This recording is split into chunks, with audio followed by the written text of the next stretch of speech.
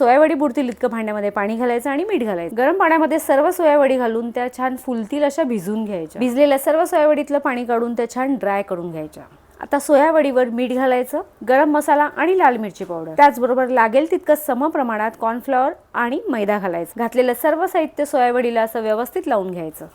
तेल गरम करून घ्यायचं, गॅसची फ्लेम मीडियम करून सर्व सोयावडी अशा क्रिस्पी तळून घ्यायच्या। सर्व रेसिपींप्रमाणेच या रेसिपीचा देखील पूर्ण व्हिडिओ आपण YouTubeवर वैशाली रेसिपी 2586 या चॅनलवर अपलोड केला आहे। कढईमध्ये तेल घालायचं आणि हाय फ्लेमवरच अद्रक, लसूण, मिरची अशी तेलामध्ये छान फ्राय करायची। त्याचबरोबर चिरून घेतलेली शिमला मिरची आणि असा कांदा घालायचा। मिरची आणि कांदा क्रिस्पी राहतील इतकेच तेलामध्ये परतून घ्यायचे। आता red chilli sauce, tomato sauce, dark soya sauce आणि विनेगर सर्व साहित्य अगदी व्यवस्थित मिक्स करून घ्यायचे। या स्टेजला तुम्ही यामध्ये गरम पाणी देखील घालू शकता, नाहीतर कॉर्नफ्लॉवर मध्ये पाणी घालून कॉर्नफ्लॉवरची स्लरी सर्व साहित्यामध्ये अशी व्यवस्थित मिक्स करून घ्यायची। सॉस जास्तच घट्ट वाटत असेल तर त्यामध्ये थोडंसं पाणी, मीठ घालून ते देखील असं व्यवस्थित मिक्स करून घ्यायचं। पाहू शकता सोया चिली करण्यासाठी आपला सॉस तयार आहे। आता यामध्ये आपण तळून घेतलेल्या सर्व सोयावडी घालायच्या आणि त्या देखील अगदी व्यवस्थित मिक्स करून पाहू शकता अगदी सहज आणि सोप्या पद्धतीने आपली सोया चिली करून तयार आहे। यामध्ये आपण आवडीनुसार बारीक चिरलेली कोथिंबीर घालत आहोत। तुम्हाला जर कांद्याची पात घालायची असेल तर तुम्ही ती देखील घालू शकता। त्याचबरोबर सफेद तीळ, तुम्हाला तीळ घालायचे नसतील तर तुम्ही स्किप देखील करू शकता।